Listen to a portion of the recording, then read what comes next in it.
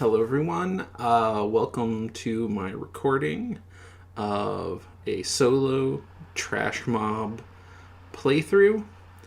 I wanted to do one of these mostly because I know that there has been some people who have had a hard time figuring out how the game starts, how it plays. It's all fairly simple, but some of it can be, much harder to explain than it is to just sort of witness. So today, what I wanted to do was just go ahead and start playing a game, and I'm going to basically talk about the rules and what I'm doing at each step of the way so that if somebody else were to listen to this, they could go, okay, I can kind of see where she's going with all of this. So we're going to start pretty much right away. What I have in front of me right now, as far as tools I have to play, I have a copy of the Trash Mob rules, the PDF, which is currently at 165 pages.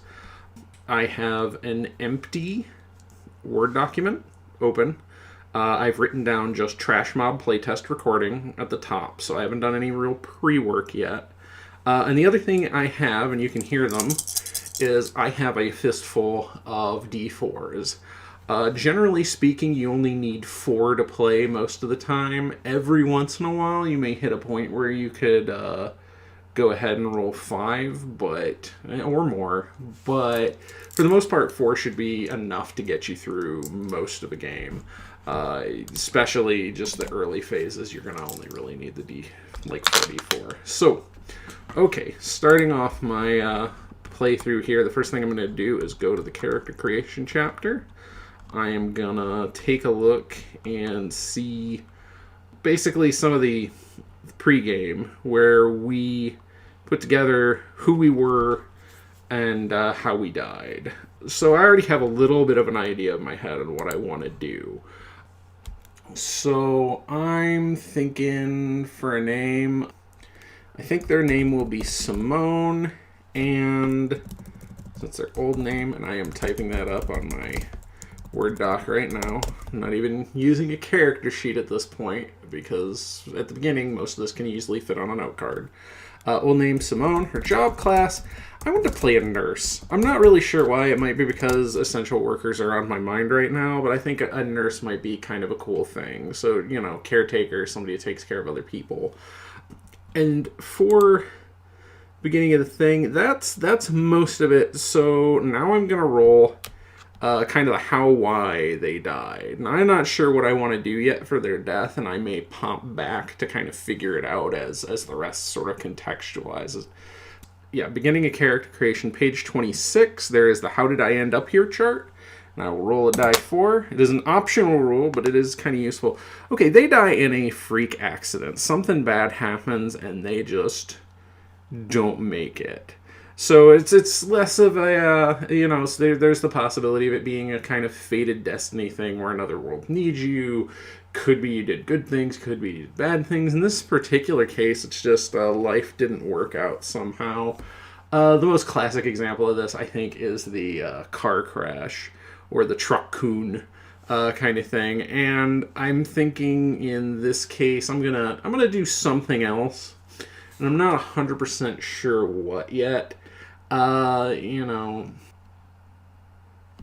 of the new ways that I've seen actually in quite a few is people dying of overworking, and I think that's a pretty appropriate one. So she just literally, working hard at her job, not taking enough breaks.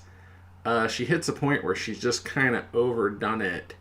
And I'm thinking, I'm not sure if there was an ailment or a complication, but pretty much what we know is she hit like a state of chronic exhaustion and just fell over. Something snuck up on her and she didn't wake up. I'm thinking possibly went out right in the middle of a shift and then just never woke up.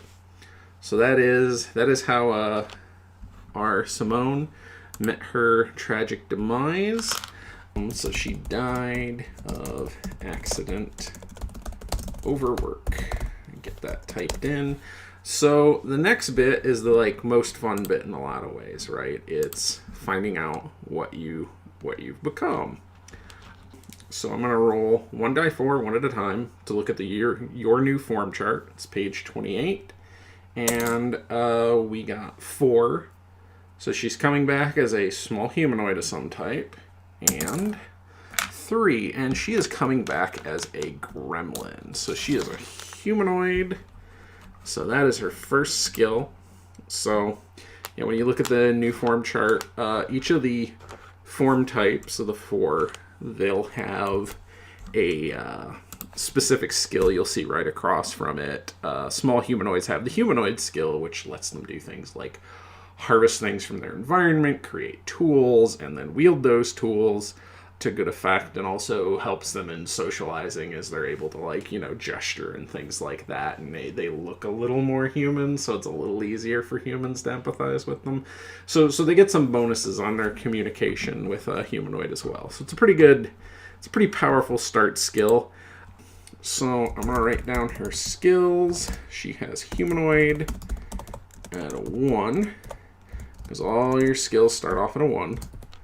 Her second skill is sabotage, and sabotage is an attack skill that lets you disable equipment.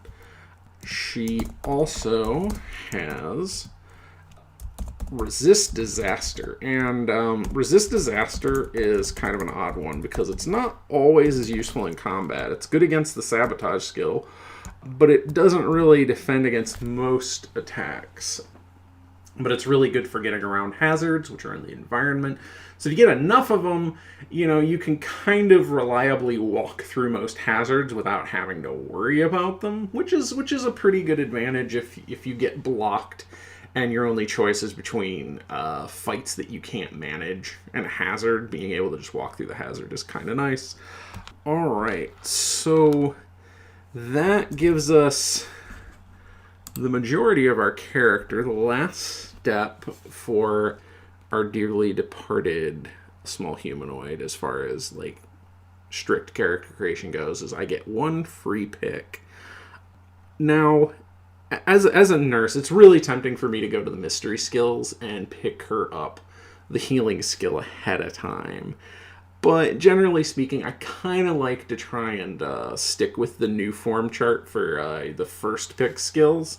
Not that you can't. You can always mix it up. But I like kind of starting off in the underdog mode a little bit. So let me see. What do we got here as far as other skills she could get? You know, I'm going to pick up Regenerate. So, in a way, she's already got a heal. It's a self-heal, but, you know, it feels kind of on brand, and, you know, in this case, in a certain way, I can almost see it being a, you know, like a small divine gift kind of deal, where maybe, you know, in between when she dies and when she wakes back up, she maybe hears the voice of some goddess, and they say something along the lines of, you know, like, this life, you know, remember not only to care for others, but also care for yourself. And so, literally, her Regenerate skill is a self-care skill, and I think that'd be kind of fun. So, we're going to go with that. So, her bonus skill, Regenerate, is kind of her self-care skill. Okay, so now we have the character, how she's going to start.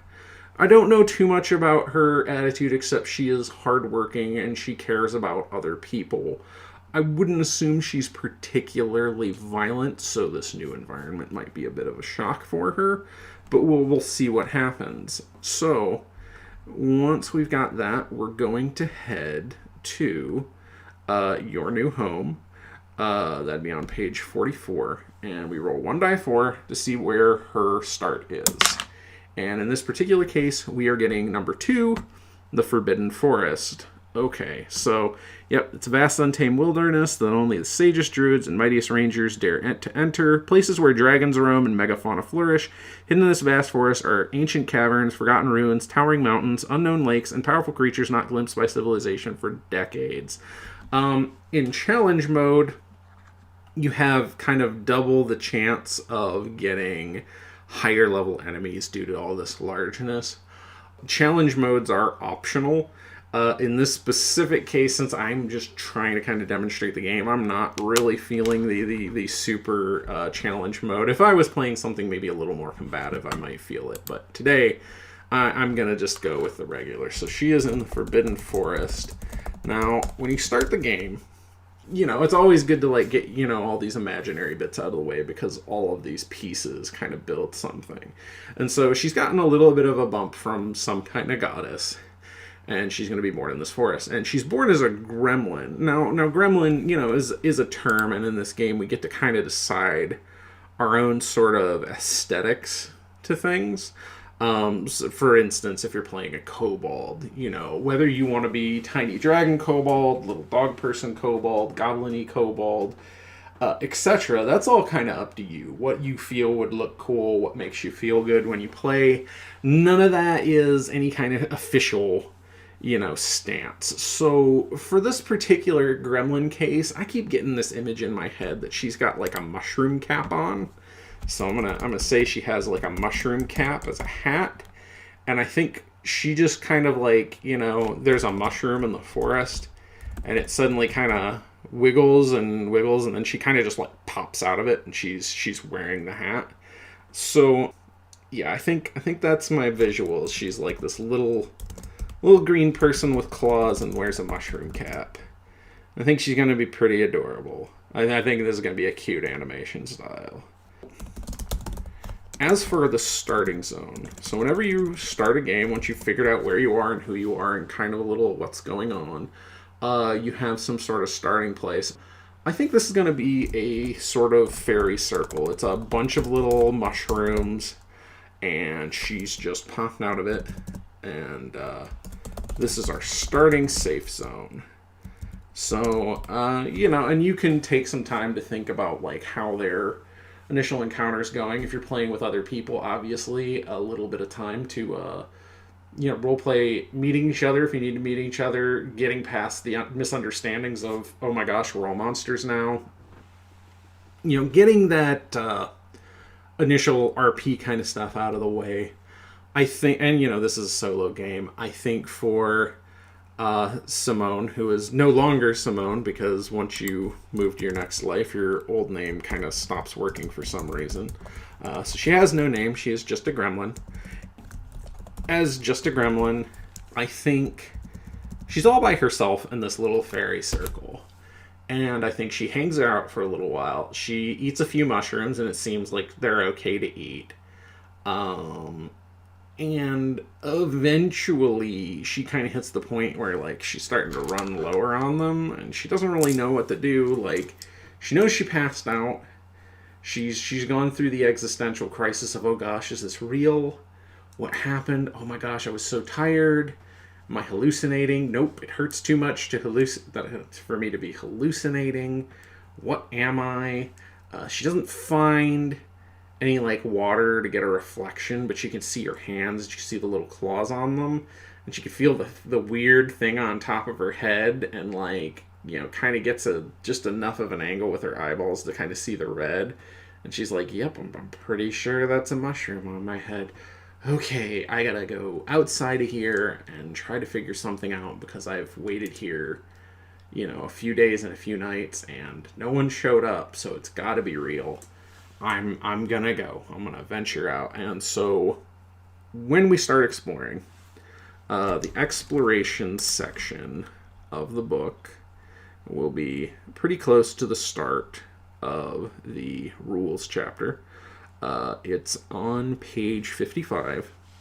And so we'll roll to see how many directions we can go. So I've got a D4. I don't have vertical movement. If I did, I'd get to add +1 to this, because when you can fly or tunnel, whichever one you happen to think it is, you're going to have another option of where you go. In this case, she does not, so we're going to roll 1d4.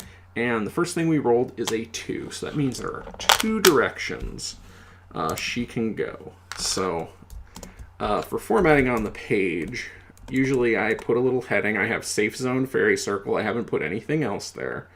But I'm going to drop down and put down exits. And I am going to put 2 little dash marks to let me know there's going to be 2 there. I'm going to underline and bold the entry for the fairy circle so I know it's a location. This is just how I format it. I do give that format sample in the book closer to the beginning, specifically on page 11. It's just in a way that I've found fairly easy for kind of, keeping track of where I've been, what I'm doing, all that kind of stuff. If you want, you can take your notes, obviously, in a different way, whatever works for you. But I do find this to be the easiest format. Okay, so the next thing I need to do is, because I'm going to venture out, I'm going to go to the first exit. Don't know what I'm going to get. I don't have Hunter. The Hunter skill lets you roll this first and then see if you want to go there. But I am going to just... So, let's see here. So, I have rolled an enemy. And so now we're going to go ahead and we're going to have to generate that enemy up. Enemies can be generated off of page... it's in our rules chapter again. After exploration and survival, there's NPC generation and charts, page 60. Enemies are the first part of that. Very next page, page 61. First thing we do is we roll 4die4 to see what kind of enemy we're going to get. And generally speaking, you're going to want to roll low on this, especially during the beginning, although later it might not matter as much. I have rolled a 7, 8, 9, 10. 10. So 10 is a trash mob. That is good. That means it's something that's relatively in the same kind of range as I am. It's nothing too big. So we roll one dice at a time on the form chart again to get what kind of enemy it is.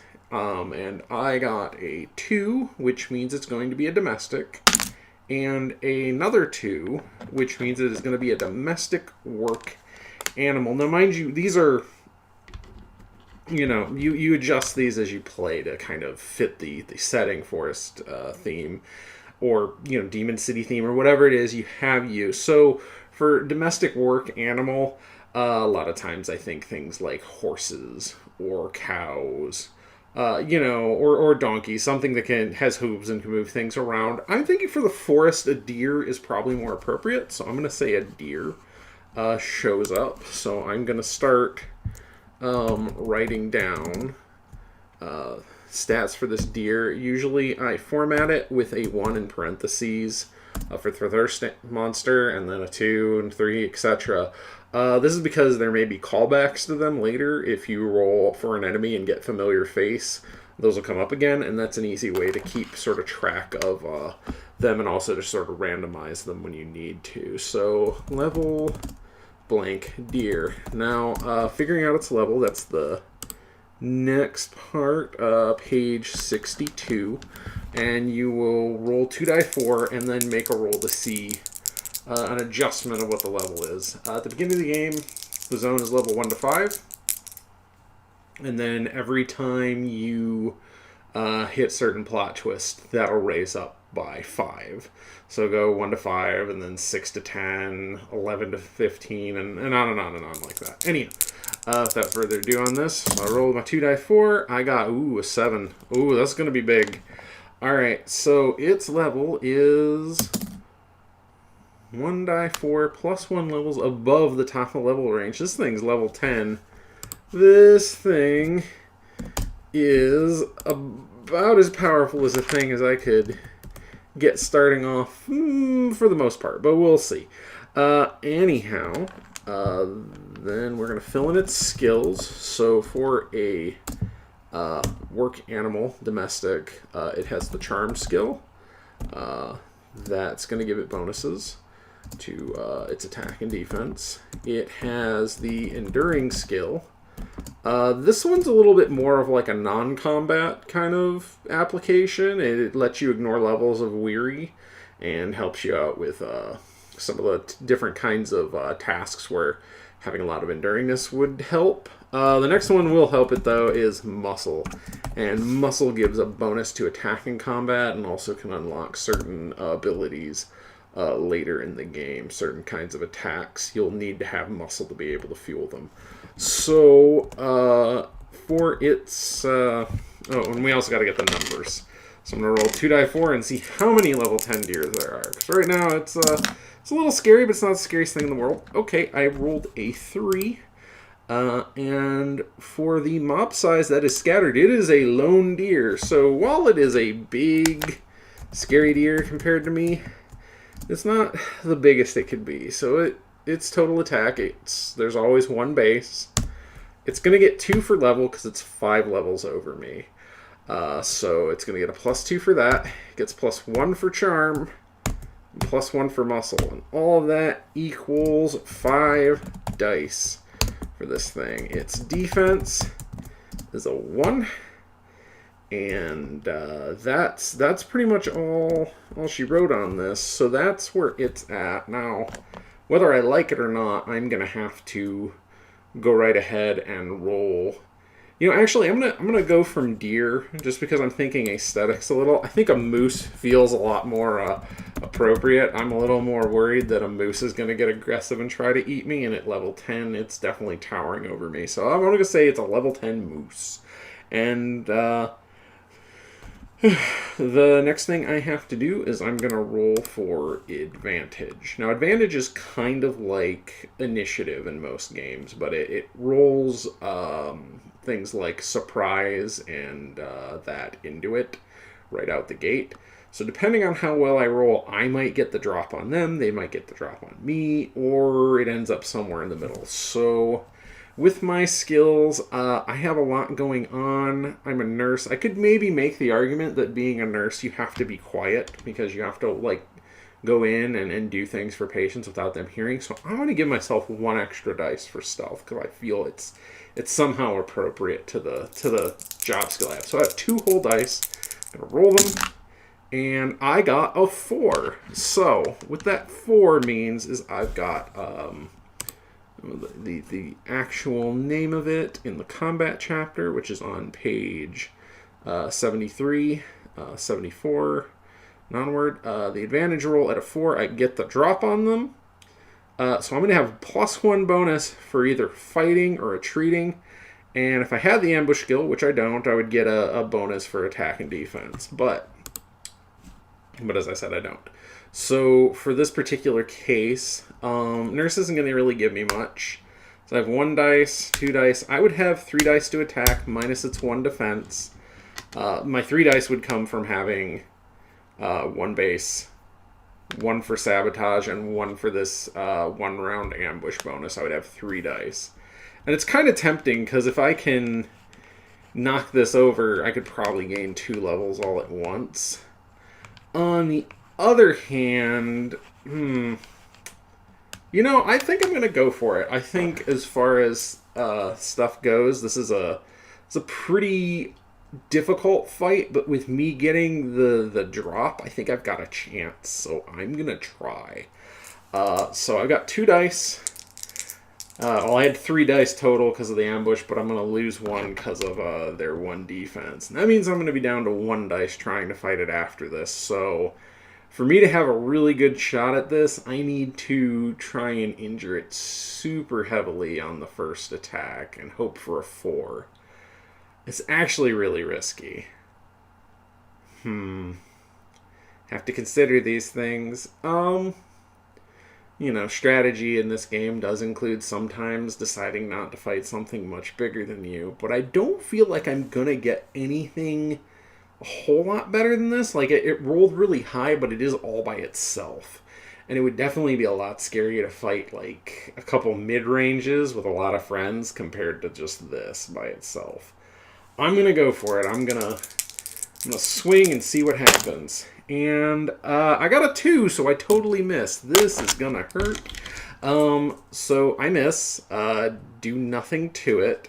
And it is gonna swing back at me. It has a 5 dice total, but in this game, except in the case where you have specific stills that allow you to go over your cap, you can only ever roll 4 dice. And so that's what it's gonna do. I have no defense skills, so it gets to just go ahead and roll. It got a 4, which means it's going to do 1 damage to me, and there's going to be no consequences to it for that damage. Now, with my dice being penalized, I have 1 dice to attack back, but it's probably not my best bet. I'm going to run away.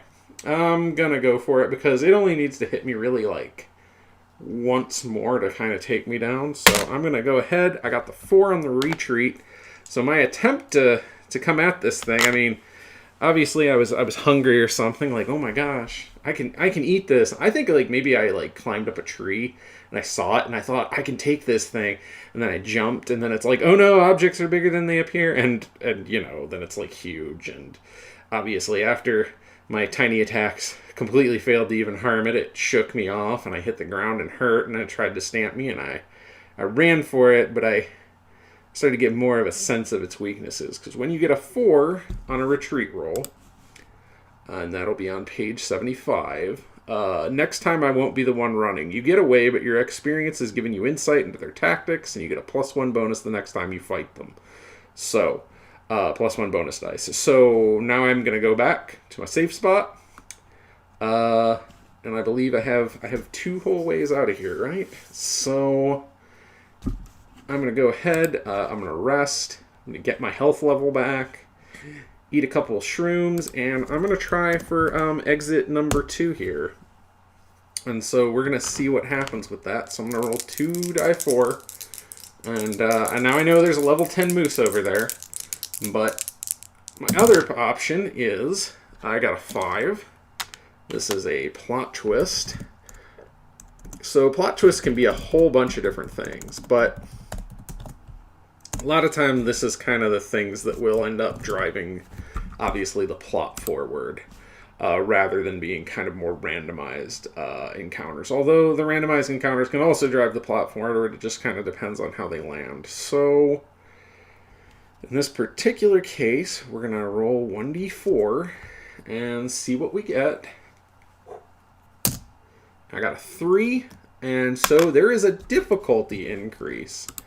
So, difficulty increase right out the gate. Now I could luck out on this, depending on how the roll goes, because in certain cases, you can get lucky and roll really low, in which case you lower the area, the level of the area, which in this case, since it'd go below the 1 to 5, it just makes a safe zone here. So I'm going to hope for a 1, and instead I rolled a 4, which is much higher level. So this is going to be an area of not 6 to 10, but 11 to 15.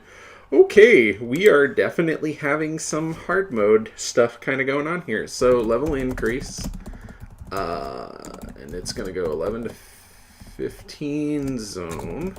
I may have to go back and fight that deer again at this point because I am a little bit frightened at the idea of trying to run here before I can even walk, really. So when you get a level increase, you also will immediately roll for a second type that this place is, which can be pretty much whatever. I got a 4, so it means there's an enemy right out the gate, and that means this enemy is going to be pretty nasty. I rolled 4 dice, and I got 8. So that is 10 or below, so that's going to be another trash mob. This trash mob is an undead, and it is a ghost. This is probably one of the scariest mobs you could run into. So we're going to go ahead, write down its number here. Level blank ghost. I still have a shot that the RNG could help me here, but I'm thinking I'm going to probably have to go and deal with this moose in a second. And I will probably highlight some of the extra things you can get, extra options for solving problems, tackling things, dealing with issues, other than just trying to barrel on ahead. Okay, so this ghost has unliving, and because it's level 11, that goes over into kind of the next category of skill, and so it is now an improved unliving. It has improved curse, and also improved intangible. And one more thing, when you hit over level 10, And this will happen at different stages. There are tiers in the game. The basic tier is level 1 to 10. The improved tier is from 11 to 30. And then from 31 to 60 is the greater tier. 60 to 90 is the master tier, and 90 plus is the ultimate tier. And at each of these, you will see a jump in monsters' skills. In this particular case, the other thing you get is when you generate these monsters, because they would start to become so weak as to be trivial, they get 1 NPC advancement for every tier rank they go above basic. So this thing just hit improved. It's going to get 1d4. Rolls a 2. Expanded repertoire, it rolls for a second mob type of the same category and adds those skills on. So its second mob type is going to be a zombie. And so it's also going to gain improved horde tactics, and it is going to gain improved devour.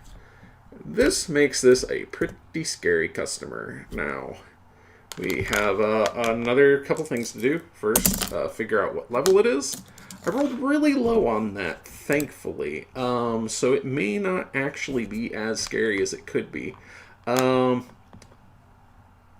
It is lower than the range by 1d4 minus 1, and I rolled a 2, so minus 1, that's 1 off of the top of the range, so it is level 14. So this is still level 14 ghost, real big, and I still have to roll to see how many there are. And we rolled a 4, and I believe that puts it to where it is...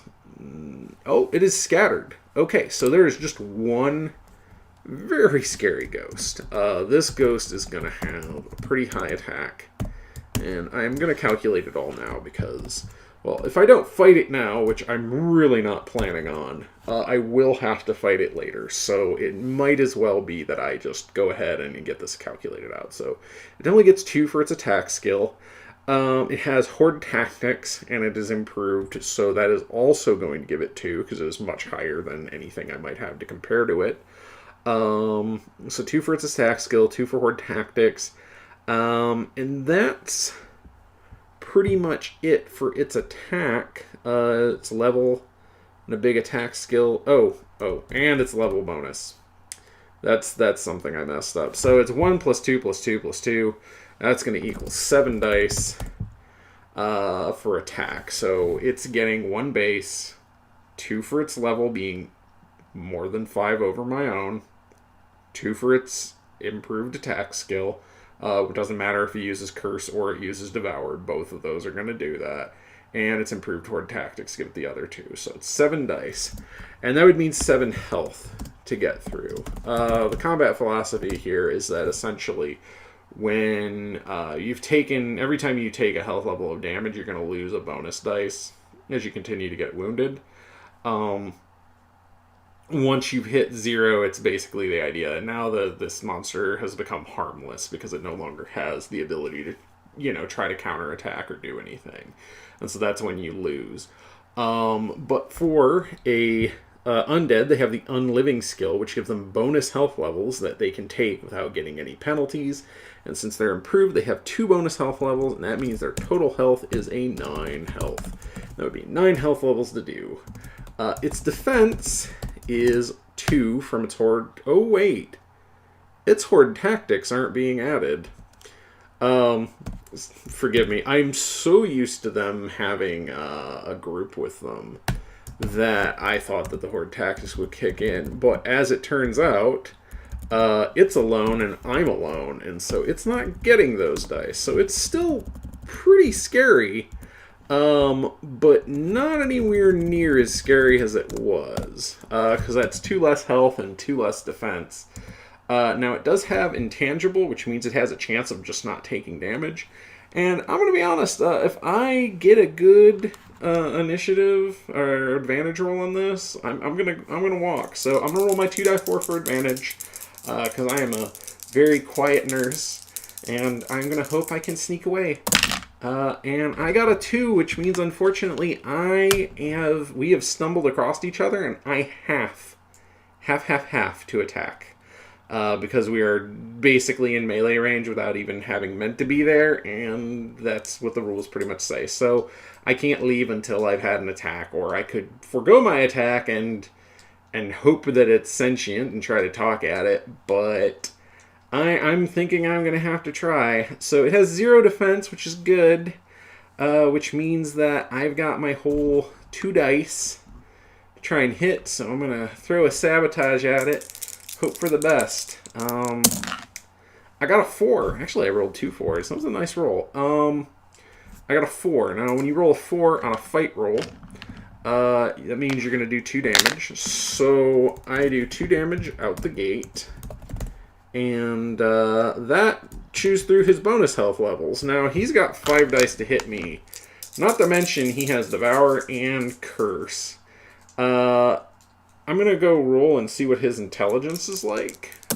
This is sort of, a 1 and a 1. He is as dumb as they come.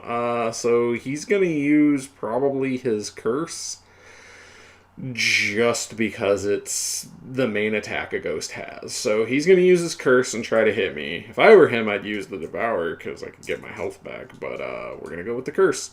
He's got plenty of dice to do that. I don't have any resistances to stop him. So he's going to roll his 4 dice. He gets the 4. So he does 1 damage to me. And then we're going to roll 2 dice to see if the Curse kicks in. I'm not too worried about it because even if it did, which I rolled a 3 and a 1, neither of those rolled a 4. A lot of the attack skills have conditions and statuses that they'll put on you if you roll some dice that you're told to roll equal to the tier level. And if it comes up a 4, some kind of status gets dropped on you. But in this case, it didn't happen. So I take my 1 dice, and now I'm going to run. I'm pretty sure I still get 2 dice. I mean, not like I'm great at running, but I'm probably pretty great at hiding. And I'm going to get out of here before this gets too dangerous for me. I rolled 2 4s again. Wow. Dice on fire. So, okay. So she runs from the ghost and gets back to the safe zone. And she also got the 4, which means she's going to have a +1 against it next time. I'm just going to put a note here for that, and I'm going to put one of those notes here with our moose friend as well. So I think the moose is going to be what we're going to have to deal with.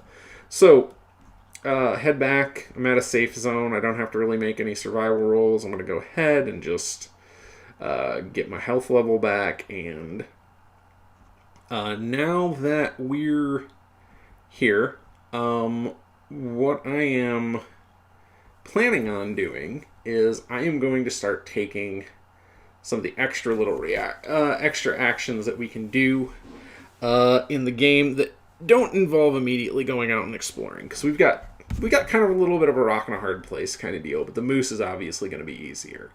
It doesn't have extra health levels. It doesn't have an attack skill that does anything fancy.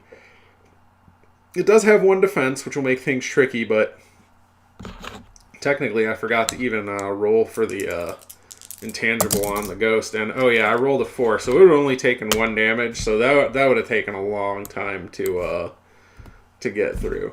So I'm going to ignore that fight for right now, and I'm going to think about how I'm supposed to hunt a moose. Now, what I can do for that in this particular case is my character being kind of quiet, having managed to sneak up on this moose before, she's going to go back in and start kind of studying its habits to sort of gain an understanding in hunting the moose. Now, the reason I'm doing this and what this action is called is this is called a research action, in specific field research. Field research can be done at any time. It's just using your brain to kind of figure a thing out. And you can roll it at any place. Its close cousin is civil research. Civil research, you need to find either an intelligent monster settlement or a peaceful land, somewhere that has either books or people to talk to so that you can learn more things.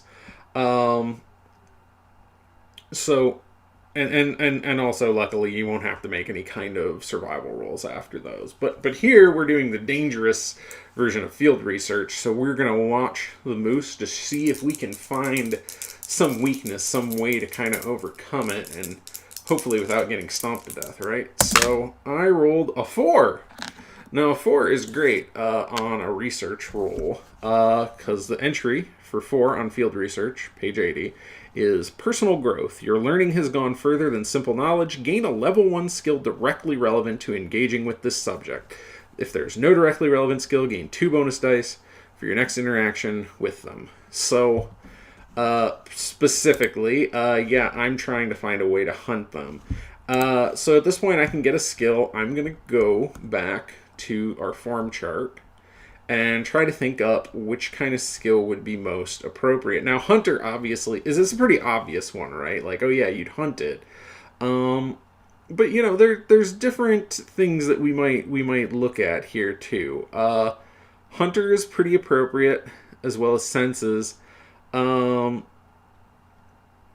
think though, like, there's a part of me that really thinks that maybe having ambush would be pretty appropriate.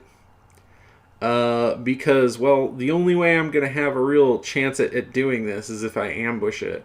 Hunter is a little bit more of like a tracking kind of deal, and you're not going to really get a bonus until you've actually hunted something. So it's less useful, and while it kind of makes sense, it kind of doesn't make sense. In this particular case, I think I'm going to go with ambush because I think that's what I'm really aiming for. Yeah, so I'm going to take the ambush skill. And that's a boost skill. And what it does is that if I get a result of the ambush, like I've managed to sneak up on them, and I roll the 4, my ambush then gives me a bonus to both my defense and my offense. So it kind of does a 2-for-1. And that's pretty cool. I think the next thing that we could do, and so I'm going to take another day of rest because I kind of need to. Whether you want to keep track of how many days have passed is up to you. I think it can be very fun to like think of like how many days have gone by because you get sort of an idea. So considering I probably had like a week go by just chilling at my circle there, and then, you know, probably 1 day for each of these encounters, and then a day of training. So it's like been 10 days, I'd say. The next thing I'm considering doing is a skill grind, but I honestly don't have any skills I think I can do a skill grind with, but we're gonna keep that thought in mind for what's coming up here. So the next thing we're going to do is we're going to go back and we're going to try and take down this moose. Now, because I have ambush, and we've already established that Nurse lets me be a little sneaky, I now have 3 dice for my advantage roll. And with 3 dice, I'm a little more likely to get that good ambush result. So I'm hoping for that. And I also got that +1 to attack it for this fight, because I've already kind of seen some of its weaknesses. So this time I'm really getting up in the tree. I'm going to get my... just because it feels flavorful, I'm going to have a little spear I've made. As a humanoid, you always get to start off with one, like, basic weapon. And I think a little spear sounds kind of fun. Get up in a tree, and I'm going to try and jump down at it like I did last time. We're going to see if I manage without screwing that up. So, here we go. And I rolled all 2s. I did not ambush it. That's a problem. So, we're going right into fighting. I got 3 dice because of that result of the good retreat last time, where I kind of like, okay, I think I kind of see this thing's weaknesses, but it obviously heard me or saw me before I acted. So I think the whole battle here, my tactical thought is I need to get in somewhere where I can actually hit it, and it's super tall and I'm super not. So this is going to be a strange battle of trying to climb a mountain. It's just for flavor. But I'm going to go ahead, I'm going to roll my 2 dice. I'm going to hope for the best here and see what I get. And I got a 2 and a 1. I totally miss trying to get it. And it's going to come right back at me with its 5 dice or so. Yeah, it's got 4. It gets to roll. It got the 4, so it's going to deal me 1 damage. So my second battle here, not going well. 1 damage on me. I still got a dice to fight back with, so okay. I got 1 dice. Gonna have to hope for the best on this one. We're gonna go ahead and roll it. And I got a 1. I actually hurt myself. I think I am about to probably pass out, except I have 3 dice, if we remember right. The defense is bringing me lower, but I had 3 dice base. So for the moment, I don't immediately pass out. Now, I'm damaged at the end of this round, and that means that I'm going to go ahead and I'm going to roll 1d4 for my regenerate. And I did not get a 4, so I don't get any health back. So this round, this could be bad. This could be the, like, cliffhanger moment of the episode for our poor little gremlin. And they got a 3, so they're going to deal me 1 damage. And that is enough to make me pass out. And this happens sometimes, and even a lot of isekai anime, you'll see this. But thankfully, to continue kind of the genre emulation, there's a chart called I Almost Died But Then, and this chart comes in handy when you kind of get, an unlucky roll, like getting a level 10 enemy and another level 10 plus enemy right out the gate, which is statistically unlikely, but obviously it can happen. So I Almost Died But Then chart is basically there that you can roll on it at a time when you've hit your 0 health and otherwise you die, but you feel like the game should move on and continue. And for this, I kind of want to continue playing. I'm enjoying playing my little gremlin nurse. So I'm going to roll 1d4, and we're going to see what happens here. And I got a 4. Now, 4 is a really fun one. It's a mid-fight power-up. And mid-fight power-up, I'll gain a skill, level, or other change mid-fight that gives me a fighting chance, and I get to roll on the mid-fight power-up chart. So, mid-fight power-up chart, gonna roll 1d4 again. That's page 78. And I got More Than Meets the Eye. I will add a second job class to my character, hopefully while journaling a flashback or performing a sick monologue about skills you've not yet shown. Heal 1 health level. Probably a good time to retreat if your new occupation doesn't give you enough edge to win. So I'm thinking here, okay, so Nurse is pretty cool. And now I'm like, well, what else did she do that might have been interesting? And I'm kind of like, I'm not 100% sure. Like, it could be a martial artist. It could be something really down to earth. I'm thinking here, what would be really cool that would really feel appropriate in a way? Because, Gremlin's kind of a creature that's made to, like, break things. And so I'm wondering if, like, she's already, like, pretty good at breaking stuff somehow, if that's kind of a thing. Maybe we'll go with martial artist, like, she broke boards and stuff. So, we're going to throw martial artist in there. So, I think that's enough to give her another +1 to attack. We're going to heal 1 of her wounds. So, she was at 3 damage, and now she's at 2. And her attack bonus just went up by 1. So she would have had a total of 4 to start. So she's down to 2 dice. And she's got a little bit of regen. Like, I'm thinking this is a great time, like, that whole thing of, okay, like, she maybe had a thing where she was getting worried about getting to her car. She took a bunch of classes. She, like, got really good at, doing martial arts, but there was a certain realization of that wasn't, like, really a viable career path, and so, like, yeah, she's become a nurse, and that's how she makes money, but, she's kept fit with martial arts and uses it for self-defense, so we're gonna go with 2 dice, and her attack back against the moose, because, she could run right away, but I feel like this is an appropriate time to not just run away, so go with it. I got a 3, so she is, in fact, going to deal a damage to the moose. So, That's 1 damage to the moose as she does some sort of maneuver and smashes, I think, maybe its shin, and you can hear the leg crack a little bit, which sounds completely crazy, but, you know, it's anime. We'll just deal. So, and I'm still at 2 damage, but I'm going to roll my 1 regen, and I did not regen, but, you know, I've got 2 dice to go before I'm out, so it can't take me down in 1 round. Let's see what happens. It is 4 dice. Do we feel that the martial artist should give it a penalty? You know, why not? I know a little bit of defensive maneuvering now, so with 1 dice off of its 5 dice base and another for a damage, it's down to 3 dice, which gives me almost a fighting chance.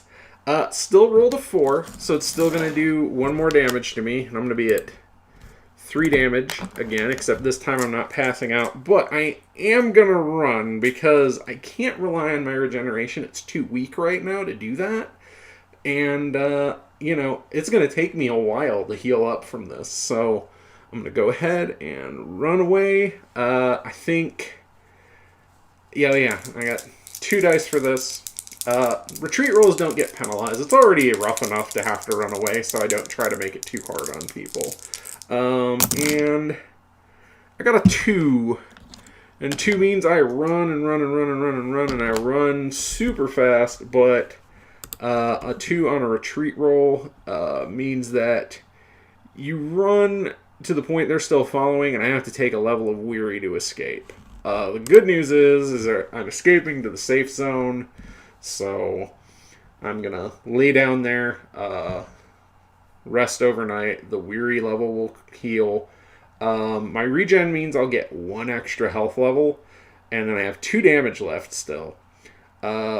1 will heal naturally overnight, just naturally, and the 3rd one, I'm going to have to become hungry in the morning for that to heal in 1 day. So I think I'm just going to spend 2 extra days recuperating rather than risk it. Or, this might be more interesting, is I'm going to try and take this time to do a skill grind. So yeah, I gained the martial artist thing, and that was a cool mid-fight power-up. Did I get anything else other than the 2nd job class? Nope, just the 2nd job class. But it's a really good one, because it's a combat one. So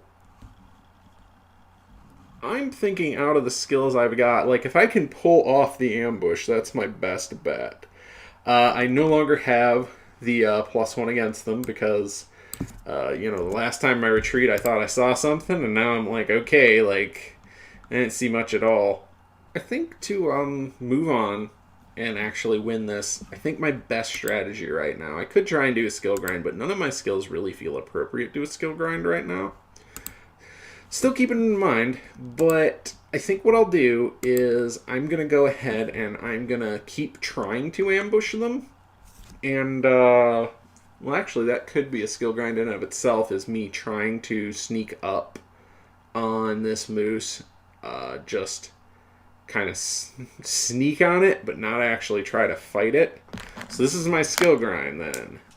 So skill grinds are practicing a skill to try and get them up, and then sometimes unlocking even greater powers in the process.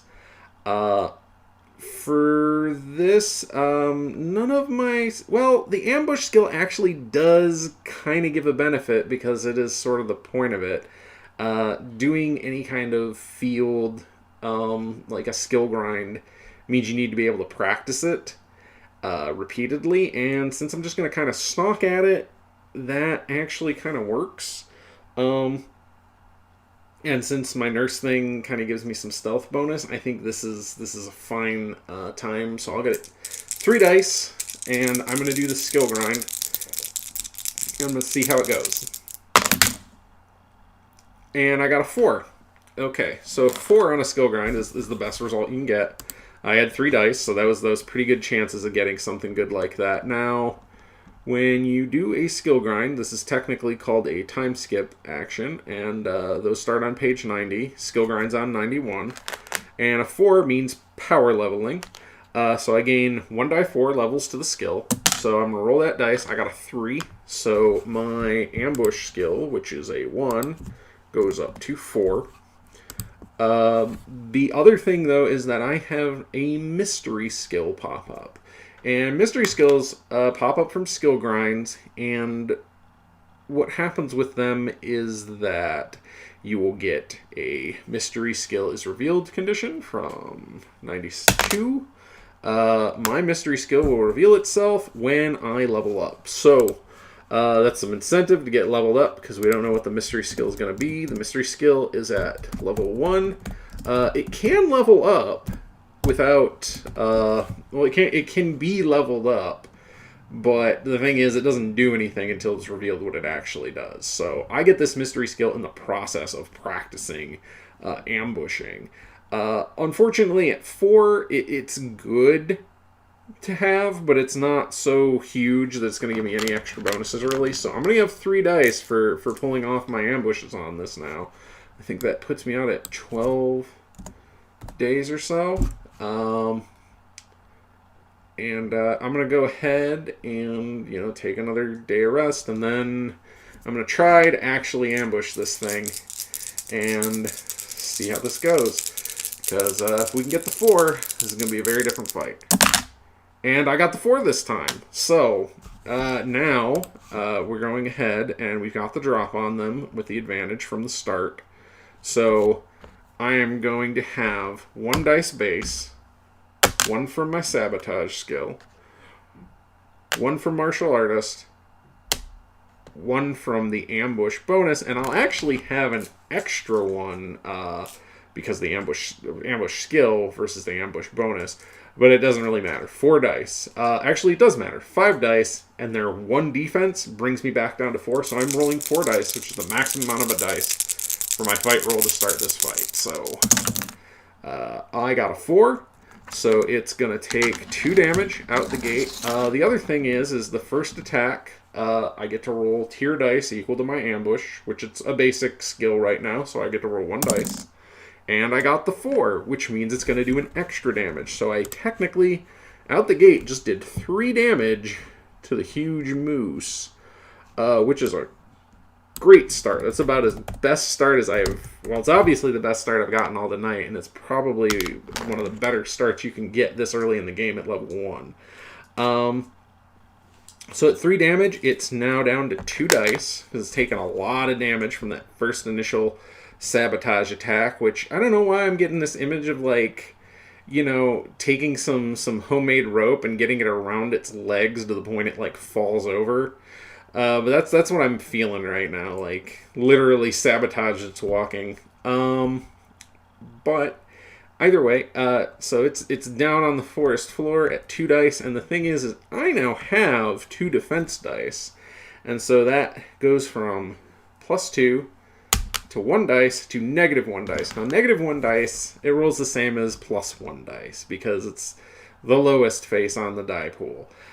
So it's going to be 1 dice to try and hit me. Could be good, could be bad. It's about a 50-50 shot for it. My dice fell on the floor, so I'm going to roll another one. And I get a 1, which means that when it tries to harm me, it is the worst result. It actually manages to hurt itself. So I think that's the whole legs twisted up, and as it pulls, it actually, ends up, further injuring and exacerbating itself. And I, go ahead and I get in close and start finally, taking it apart. So that's 4 damage. It's 1 away from being taken down. I've lost my +1 bonus from the first round ambush, getting that perfectly, and it also rolling pretty poorly. I got 3 dice to hit it, and this will probably, if I'm lucky, be it. And I roll a 3, and 3 is enough to put it at 5 damage, and 5 damage is enough to beat the moose. And so I've won the combat, and there is now the process of gaining level ups. Now, if we go back to the character creation chapter, there are the leveling twist charts, which start on page 37. This is my first fight, so that means that the first leveling twist roll has no bonuses and no negatives. Page 37 tells us how many levels we get for this. Now, because it's 5 levels higher, we're getting 2 levels right away, which is pretty good. So, we're going to go ahead and we're going to roll the 3d4 for our first level. This is level 2. And I got 5, which is putting us on the basic chart. This is the lowest chart in the game. And we'll roll 1d4, and I got a 3. 3 says resistance unlock. I gain a resist elements against an attack used against you in your last battle. Now, there's no real specific attack elements, but being that it's a moose probably trying to stomp us to death, a resist bashing seems the correct type. So I'm going to put resist bashing on our defense list.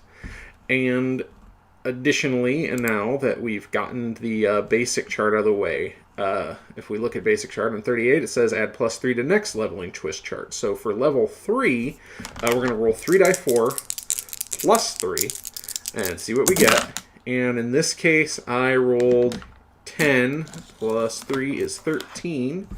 10 plus 3, 13. That puts us all the way on the master chart. So this is going to be a good level up, hopefully. So master chart has some of the better stuff in the game. Not the best stuff, but some of the better.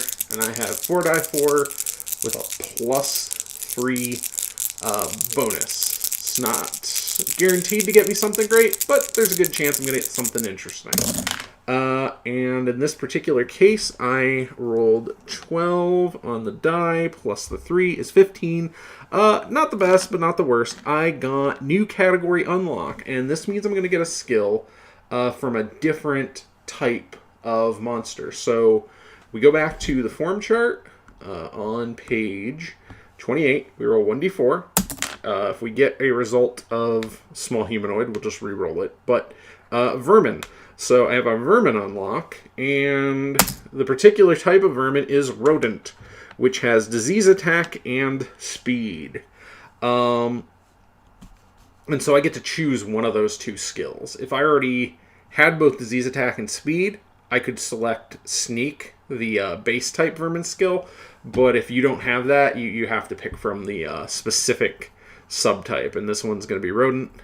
I'm going to pick speed, because speed is a movement skill, and movement skills can add to both your attack and your defense as long as your movement skill is higher than their matching movement skill. So for instance, if you have speed of 1, anyone who doesn't have speed of 1 or higher, you're going to get 1 extra attack and defense dice on them. So, you know, for level 3, this character's looking pretty strong. At the very least, they're very fighty suddenly. That martial artist level makes a huge difference. And so, now that we've done that, and we got out of it without getting injured, which is not always going to be the case, you know. Sometimes a fight's going to go a little rougher than that. But because we did, there is an action that we can take, and we're going to head back to the safe zone. We're going to rest another day, because that just makes sense to do. But because we're kind of still between this moose and this hardblaze, which, mind you, the moose has been taken down, and technically this is a solo moose zone, we're going to go ahead and do what's called a level grind. Now, that's another time skip, just like skill grind. And in this case, you can perform this if you beat an enemy without taking any damage or having 0 damage at the end of the fight, more importantly. This can work just from leveling up at the end of a fight, but, you know, it helps if you've done this fight and take absolutely nothing, which in this case, with the perfect ambush, we did. So, okay. With a level grind, you only get bonuses for basically very specific things. I tend to say that if you have gamer, this is one of the things you get a bonus on. Like, no, gamers are really used to grinding levels out and stuff like that. But I've got at least just 1 for existing. And I don't think there's much else here that could help on it. If I had the rapid growth skill, it could. So I'm going to roll 1d4, and we're going to see what we get and hope for the best. Yep. Whoa. Alright, dice is running from me. And I got a 4. I lucked out. So, with a 4 on a level grind, that's power leveling. So I get to roll 1d4 to see how many levels I'm going to get. And I got only 2, but the good part of it is that we add a bonus to it equal to the tier on the leveling twist chart. So I'm at basic tier still. I'm only level 3. So it's only a +1 bonus, but considering I just rolled on the master chart, which has no bonus associated with it. So for my level 4, I'm rolling 3d4 plus 1. And we're going to see what that does for us. I got a total of 8, which puts me on the improved chart. So we're going to go 2d4 plus 1 on the improved chart. And I got an 8. And an 8 is an improved skill boost. Now this lets me put 5 levels in one skill of my choice. Considering it is kind of the saving grace... Oh, I almost forgot. I should check to see what my mystery skill is, because we did in fact level up. So my mystery skill, which probably won't affect anything too much, but my mystery skill, in fact, we roll 1d4, and I got a 3 on the mystery skill, which means that I got a magic unlock. So on page 93, there are the magic unlock subchart. And I roll for that, and I get a 1, which means I'm going to get a magic attack of one of 4 elements. And so we roll, and it looks like I have a fire attack. I have gained a basic fire attack, and that is actually really cool, because magical fire attack has a tier bonus that can potentially light people on fire. And, eventually this could level up. Doesn't change how I'm going to use my +5. I'm going to put that into ambush, which is already at 4, because something special happens when you get a skill over 10, and it's the closest I've got. And so level 5, 3d4, an improved chart gives us a +2, and we get a +1 from the power level, so it's 3d4 plus 3. See our next leveling roll. I got 7 plus the 3. That's going to be 10, and 10 puts us on the greater chart, I believe. Yep, and so on the greater chart, we're going to roll 3d4 plus 3. Let's see what we get here. And I got a 10, which is improved skill boost. Again, I get another 5 levels, so that's perfect. I'm going to put my ambush up to level 14. Now, what happens when you roll over 10 is you subtract 10, and then you add the descriptor improved to what you have. So my ambush 14 becomes improved ambush 4. And so an improved ambush, not only is this like good from a standpoint of my skill is much higher, and so if I compare it to some other skill for a roll, I'm more likely to get bonus dice. The basic skill comparator in this game is that if you have a skill and it needs to be compared to something, if it's certain skills, you're always going to get at least 1. Like an attack skill, you get 1 dice if you're using it. But if it happens to be 5 higher than the other's defense, well, now you're going to get 2 dice. And so having improved ambush being higher, that means certain skills like senses, which could cancel out various sneaking abilities, would not be canceled out by that. It also means I get 2 dice to roll, 2 tier dice to roll, when I successfully ambush somebody for bonus damage on that first round, which not only means the higher chance of getting 1 damage, but the potential of getting 2. So it's definitely an improvement. And that puts me up to level 5, and from here, we've covered kind of all the basic actions of the game for the most part.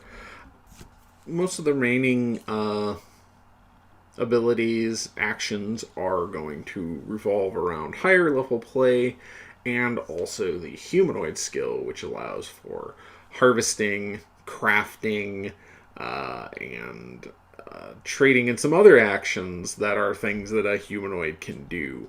But looking as this recording has already gotten a little over an hour, I think this is a good place to call it. So hopefully for anyone who's just starting, this is a great basic primer for a game of Trash Mob, starting off showing some of the actions you can take, and we're going to do a part 2 where we are going to continue our gremlin's adventures, and she is going to see what lies beyond the moose zone.